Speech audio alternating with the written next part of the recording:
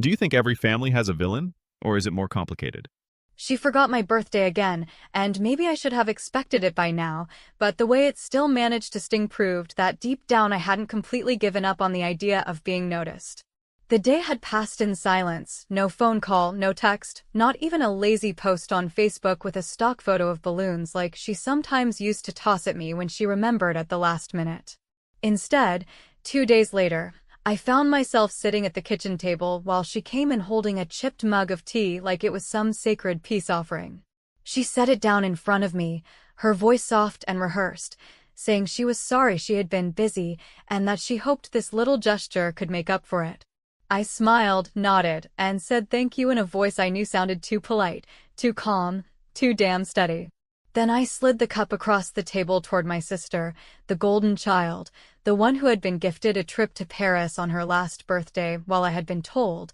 almost proudly, that we just couldn't afford much this year. My sister laughed lightly, took the cup without hesitation, and after a few sips started coughing. I leaned back in my chair, lifted my own glass of water, and let the cool taste slide down my throat while the room seemed to pause around us. But that moment wasn't born out of thin air. It had been building for years, through small humiliations that stacked up like pebbles until they formed a mountain I could no longer climb over. I grew up in the shadow of my sister, Emily, the one who got the piano lessons, the private school, the car on her 16th birthday. I got hand-me-down sneakers that never quite fit and lectures about building character whenever I dared to complain. When she won spelling bees, there were parties. When I made honor roll, it was treated as something expected, barely worth mentioning. Even as adults, the pattern never shifted. Emily's promotions, her vacations, her endless stream of accomplishments were broadcast proudly to relatives and neighbors, while my achievements were received with a faint smile, sometimes followed by a story about how Emily had done something similar, only better. That birthday 2 years ago stuck in my throat more than the others. We were all sitting around the table when my mother slid an envelope across to Emily, her eyes sparkling as if she were handing her a crown. Emily opened it, squealed, and pulled out the printed confirmation, flights and hotel for a week in Paris. My mother clapped her hands like a proud parent in a commercial, then turned to me and, with a guilty little shrug, said, "Sorry, honey, things are tight this year. You understand." She didn't notice that I hadn't spoken for the rest of the evening, that I had helped clear the plates in silence while Emily posted pictures of the tickets online. She never noticed. So when this year came around and my birthday vanished without acknowledgement, something inside me shifted. I didn't cry, I didn't yell, I didn't even bother with the usual sarcasm I sometimes used to mask my hurt. I went through the day as if it were any other Tuesday, but I carried a new kind of stillness in me. It was a dangerous kind of calm, the kind that makes people underestimate you because they mistake silence for surrender. I waited. I let her make the mistake of pretending tea could erase years of neglect. And when she finally set that mug down, when she leaned in with that thin, brittle smile, I knew exactly what I was going to do. I didn't say a word as I pushed the cup across to Emily. She didn't hesitate, because why would she? The world had always handed itself over to her without question. She lifted the mug, made a little joke about needing caffeine, and took those first few sips. Her laugh caught in her throat, then turned into something rougher. A cough, then another. She waved her hand as if brushing it off, but the sound grew harsher, louder, filling the space between us. My mother's eyes widened, panic flickering across her face, while I sat back and calmly reached for my water. I sipped, the glass cool against my lips, and let the scene unfold. Maybe it was nothing. Maybe it was just bad timing, a scratch in her throat, or the dust from the old rug catching in the air. But maybe it wasn't. And that uncertainty, that pause where no one was sure what was happening, was enough for me. For once, all the attention shifted away from her glow and her Paris stories and her perfect laugh. For once, the room was still, and every eye was watching her. And me? I finally felt seen. The cough lingered, my mother's voice rising as she asked if Emily was all right, her hands fluttering like trapped birds. I set my glass down carefully, the sound of it against the table sharp in the heavy silence. I didn't move toward my sister. I didn't ask if she needed anything. I didn't rush to soothe. I just sat there, calm, steady, with the taste of water in my mouth and the weight of years lifting off my chest. Something had shifted, and I knew this was only the beginning. The night of the Paris announcement sits in my memory like a bright commercial I never auditioned for, with my mother's voice turned up to that performative pitch she saves for moments when she needs the room to agree that she is thoughtful and generous and absolutely blameless, and with Emily glowing beside her like a game show winner who already knew which curtain would open.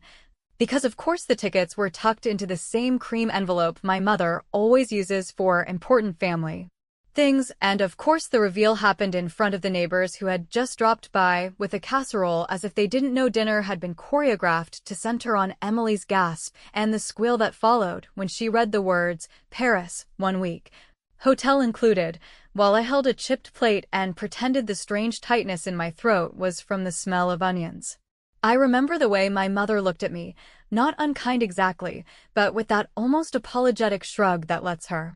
feel noble about disappointing me, and how she said in a tone meant to be gentle that things were tight this year, and sometimes love has to look like practicality. And then how she turned back to Emily with the relief of a woman who had checked a box on a list only she could see. What stays with me is not the tickets or the neighbors' applause or even Emily's nonstop planning about outfits and photos at the top of the Eiffel Tower. It is the way my mother seemed to float through the week that followed, lighter, almost girlish, as if gifting Emily had removed a weight from her spine, whereas with me every kind gesture becomes a chore to be justified, a line item in a budget review, a favor she expects me to acknowledge with gratitude and humility and silence. People like to say that families are complicated, but ours isn't complicated at all. It is a straight line drawn from my mother to Emily, with me positioned politely to the side, expected to wave as the parade goes past. When I finally blew out candles on a store cake I bought for myself, the frosting tasted like nothing, a bland sweetness that didn't reach the back of my tongue, and I realized that the only thing I actually wanted was not a trip or a car or some grand gesture. I wanted the part of my mother that belongs entirely to Emily, the part that rushes to her, defends her, believes she is fundamentally an event that must be celebrated. People who think revenge is loud don't understand how families work. In my family, you cannot slam doors because the walls are too thin and every echo will be labeled dramatic, so you learn to make your movements quiet. You learn to press your fingertip lightly on the scales. You learn that the most effective correction is delivered with a smile that looks like surrender. I began paying attention to details that everyone else ignores. How my mother keeps a little spreadsheet for birthdays and card mailings, how she tracks projects with pastel sticky notes pinned to a corkboard by the fridge, how she considers tea the currency of apology and always chooses chamomile for calm, hibiscus for cheer, and peppermint when she wants to pretend she's being practical. I watched Emily adopt the role of effortless darling without noticing that she rehearses more than anyone. She tries on 3 outfits to look casual. She bites the inside of her lip before delivering a joke she knows will land. She pretends to drink black coffee while quietly dumping spoonfuls of sugar behind a napkin. None of this was malicious. It was simply the choreography of a household where love has a spotlight and attention moves in predictable arcs. So I started small in a way that would never earn me the label of ungrateful troublemaker. I offered to help my mother organize the corkboard because the notes were falling off. And while I color sorted and redated the reminders, I shifted just a few items the way a careful hand adjusts a picture frame, and I moved call airline to add luggage for Emily to a day I knew my mother had a dentist appointment she would forget to cancel. And I placed order belated card for me on the same day as the HOA meeting that always runs long, and then I did something even kinder. I made sure a reminder for a small but public obligation of Emily's, a quick video call with Aunt Carol's church ladies to thank them for raising money for her study fellowship, slid quietly off the calendar when the magnet I chose turned out to be just weak enough to let it drop behind the fridge. None of this was cruel. It was gravity dressed as tidying. On the afternoon of the church call, our group chat lit up with worried messages, and then with Aunt Carol's brisk text asking if Emily had forgotten the time, and my mother wrote, "She must be slammed. She is so in demand, and I typed, maybe try the backup link, and placed the most innocent smile into my voice even though we were texting, while Emily scrambled, flustered for once, her words tripping over themselves as she blamed a calendar glitch and poor Wi-Fi and the world at large, and then, quietly, the slot went to a different young woman from a different branch of the family who had never been invited into the spotlight before. I watched my mother's face when she heard about it at dinner, the tiny spasm at the corner of her mouth as she swallowed her irritation, and then, because she could not help herself, turned to me with a request that sounded like reconciliation. Would you mind if I made you a cup of tea after the dishes, honey? I feel bad about missing your day. I said that would be nice and added that chamomile is my favorite, which it is not, but I knew she keeps only one brand and I knew, because attention is the true currency in this house, that Emily would stop by later to tell a story about an audition tape, and that a warm mug within reach would be irresistible to hands that always reach first. And I understood with a clarity that felt almost like a blessing that even the smallest shift in choreography changes who stands center stage. I used to believe that payback had to be spectacular to count, a thunderclap that shakes the house and leaves people clutching door frames. But the longer I lived under a roof where feelings were managed like coupons and attention was allocated with the precision of a quarterly budget, the more I understood that the only revenge that actually works in a family like mine is the kind that arrives looking like housekeeping, helpful, domestic, even boring, the kind you can carry in your pocket while you smile and offer to tidy the drawer that no one opens unless they need something small and supposedly unimportant. When I asked if my mother wanted help reorganizing the pantry before Emily popped by with her voice memo stories about brand partnerships and the audition she swore was hers to lose, she beamed like I had offered to repaint the living room. And as we stacked cereal boxes and wiped the sticky ring where the honey bottle always sits, I made an inventory that had nothing to do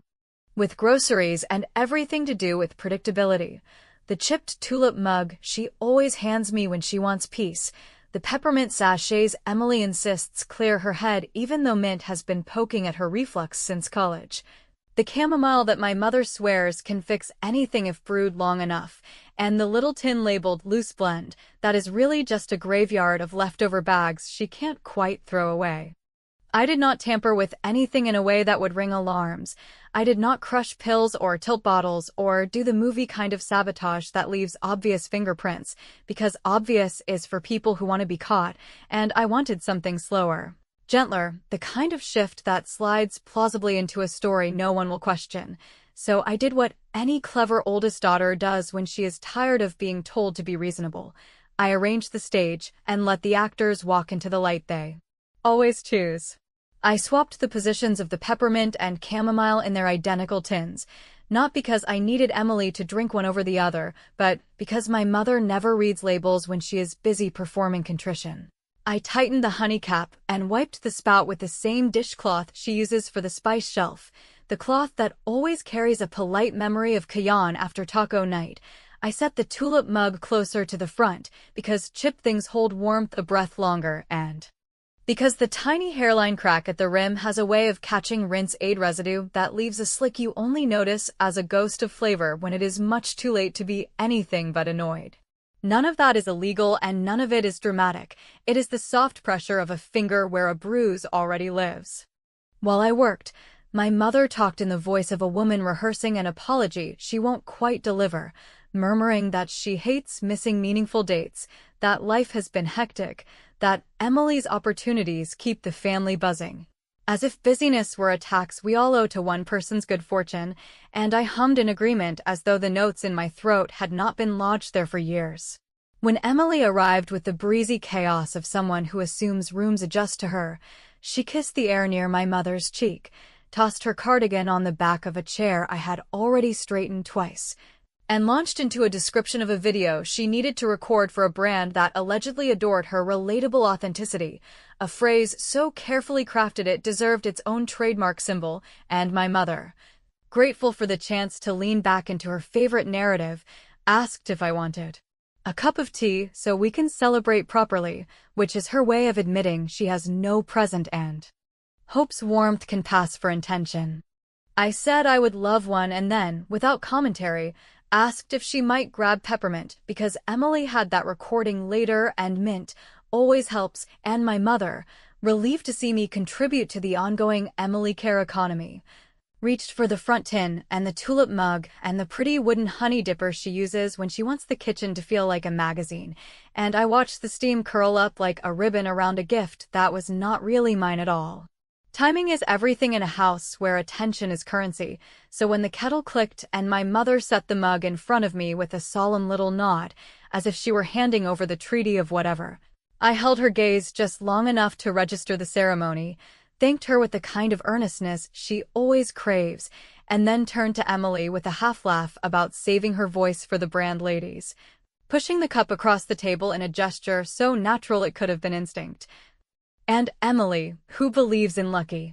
breaks more than in reading rooms, took the mug like a queen accepting tribute. The first sip barely registered because she was talking, always talking, but the second landed in her throat with that scratchy heat people mistake for healing until it grabs a little too hard, and she coughed once, then twice, waving off my mother's fluttering hands while insisting she was fine, and I went to the sink to rinse my own glass, the water running cold over my fingers, the steady patter a metronome against the stuttering rhythm behind me, and in that unremarkable moment, with steam fading and sweetness thinning on the air, I understood that the smallest edits to a routine can turn the whole script. Because revenge cannot survive on one scene alone, I finished the dishes, dried my hands on the towel with the faded cherries, and walked to the living room where the Family Cloud album still sat open on the television from my mother's earlier nostalgia binge.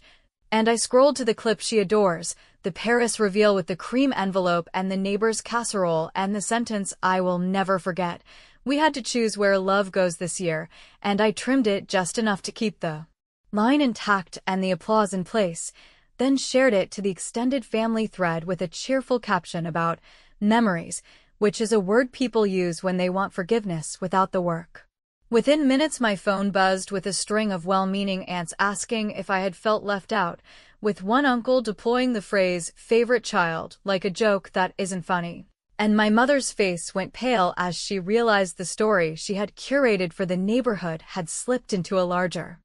audience, one she could not manage with casseroles and careful smiles, and in the quiet that followed the coughing and the texts and the sudden need to explain, I sat back with my plain glass of water and felt the simple, clean satisfaction of balance beginning to return, not in a blaze, not in a scandal, but in the steady way a level settles when the bubble finally drifts to center.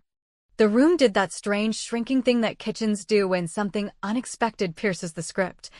With the steam from the kettle lingering above the sink as if it had been told to stay and the sun on the linoleum suddenly looking theatrical instead of ordinary, and while my mother hovered in a panic that sounded like chirping napkin, water. Should we call someone? Do you feel hot? Do you feel cold? Emily kept laughing between coughs as if the only acceptable response to discomfort in this house was charm, even when the peppermint clawed at her throat and the honey settled in a place that wasn't ready to forgive. And I sat there absorbing the scene with the detached clarity of a person who has practiced their face in a mirror long enough to keep it from confessing anything it doesn't want to confess. I said, in a voice that treated calm like an old friend, that reflux can be dramatic when mint barges through the door without knocking, and that some teas take their healing costume too seriously, and that water would be smarter than bravado, which let my mother feel useful as she filled a glass and dabbed at the counter with the cherry towel like the towel itself could apologize for existing. The coughing eased because bodies are generous even when people are not, and Emily, red-eyed but determined to steer the room back to her favorite frequency, launched into a quick joke about how her voice would sound husky and brand ladies love husky because it reads honest, a sentence so slick it might as well have come with a stylist, but the joke thinned when another small cough pressed its knuckles against her throat and reminded everyone that she is human after all, and I leaned forward with the kind of sisterly concern that refuses to be dramatic while it rearranges the pieces, and suggested, quite reasonably, that she do a quick telemedicine check before recording, because nothing ruins authenticity like a voice that dies mid-sentence. And because doctors with laptops exist for exactly this kind of suburban crisis, where nothing is fatal, but everything is urgent. My mother sees the idea like a life ring and opened her tablet with the quick fingers of a woman who wants absolution from someone wearing a white coat, and while she navigated forms and questions and familiar disclaimers about care not being a substitute for emergency rooms,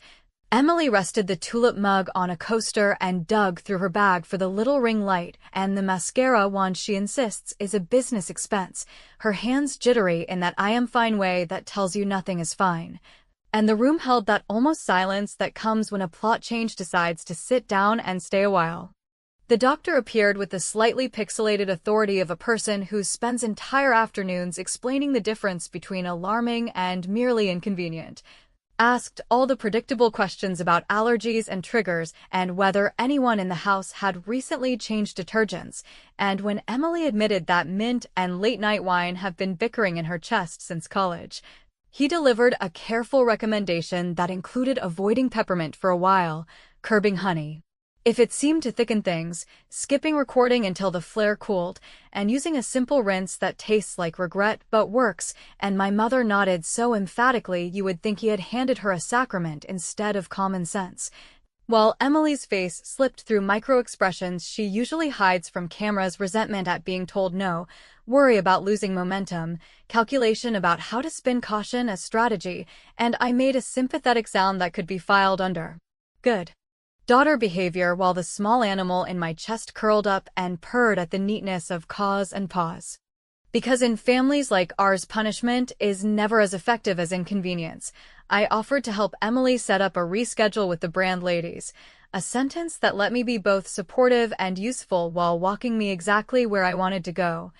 And when she unlocked her phone and slid it across the table with a distracted thank you, I typed out a polished message that sounded like her better self promising a stronger and more resonant, take tomorrow afternoon, and then, because I am not a monster, just meticulous, I added the doctor's advice about avoiding mint and honey for a bit, which would give the brand's handler something authoritative to reference if anyone questioned the delay, and which quietly sewed my mother into the cautionary tale she had been auditioning for without realizing it. Emily sighed with that mix of relief and irritation reserved for people who hate being told what is best for them, stood to gather her gear, and reached for the little flash drive she uses for quick transfers, the one she had tucked under a napkin out of habit. Only the napkin had been moved when my mother wiped the counter, and the drive had migrated to the shadow where forgotten things live. So I picked it up with the steady efficiency of a person who saves the day and slipped it into the small cedar keepsake box my mother keeps on the hutch, the box that contains her theater of domestic sentiment, report cards, clipped recipes, a lock of hair from our first school haircut. And I closed the lid gently, knowing that later tonight, when they tore the kitchen apart looking for a thumb of plastic that thinks it matters, my mother would remember the box and put on her triumphant face while handing the drive to Emily with a speech about how she always knows where things are because she is the spine of this family, and that the performance would buy me something I wanted even more than chaos. Time. While they fussed over logins and recording schedules and the benign tyranny of a doctor's note, I walked to the television where the family album screensaver had resumed its parade of curated happiness, opened the settings,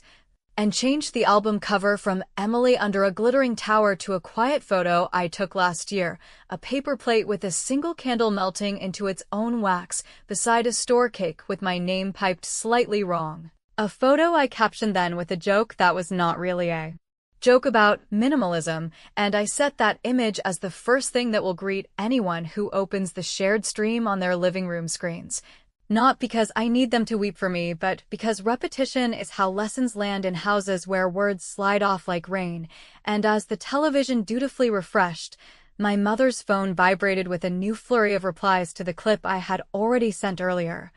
Aunts and uncles spinning earnestness into thread, and the kitchen gathered into a hush.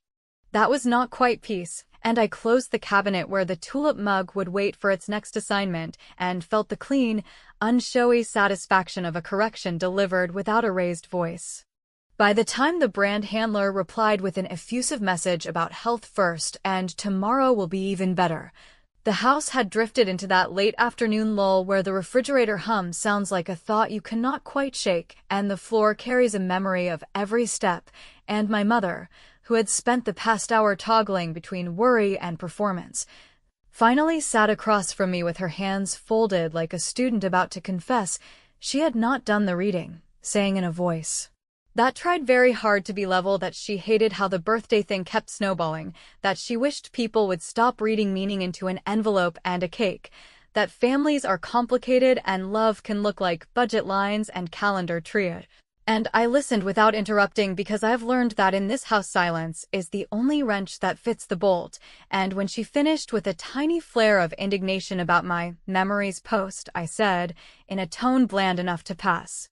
inspection, that the video was a memory because it happened and the photo was mine because I bought the cake, and that if she wanted a different story, all she had to do was live it. Emily had retreated to the guest room to FaceTime a friend about how annoying it is when your body has the nerve to act human the exact hour you need it to be sponsored, and my mother, relieved to be back on the job of soothing her favorite employee, rose to refill the kettle and asked if I wanted fresh tea to smooth the edges of the day, which would have been funny if it were not so entirely on brand, and I told her that water was fine because I had learned to like the taste of plainness, which is a sentence that sounds like a joke until you realize it is a survival skill. What I wanted from this finale was not a confession or a fight or a scorched earth declaration that would be screencapped and passed around the extended family group chat. What I wanted was a correction so quiet and so obvious it could not be argued with, which is why I pulled the corkboard down and spread the pastel notes across the table like a hand of cards and asked, as politely as any middle manager, if we might rebuild the calendar in a way that reflects the actual humans involved rather than the myth we keep feeding. And while my mother blinked with the surprised gratitude of someone handed purpose, I rewrote 3 small rules that felt like rearranging furniture and ended up moving the house. My birthday goes in ink with a repeating reminder and no competing tasks pinned to the same day. Emily's opportunities do not automatically become all-hands emergencies unless a human being is bleeding. The apology beverage shifts from ritual to choice, which means no one brings tea to the table and calls it love when what is needed is change. None of that was dramatic, and yet when the pins slid back into the cork, the air in the kitchen felt measurably different, as if the room had exhaled after holding its gut in for years. Because I am never more dangerous than when I am helpful, I placed the cedar keepsake box on the table like a prop and opened it with the reverence it always demands, handed the thumb drive to Emily when she wandered back with eyes that had finally cleared, and then reached past the lock of first-grade hair and the brittle paper ribbons that used to crown us on school picture days to pull out an envelope with my name in my grandmother's precise cursive, an envelope my mother remembers as sweet savings for you girls, even though only one girl ever opened one with cash inside, and I slid out a stiff rectangle that was not money, but an old note my grandmother had written to me alone. A little speech about picking quiet when noise is cheap and about refusing to correct people who are invested in misunderstanding you. And I read it out loud in the plainest voice I could manage while my mother nodded in that absent way people do when they hear a moral they intend to assign to someone else. And then I tucked the note back into the envelope and, because symbolism has its place, taped it to the top left corner of the corkboard where the Paris envelope used to live in our collective imagination.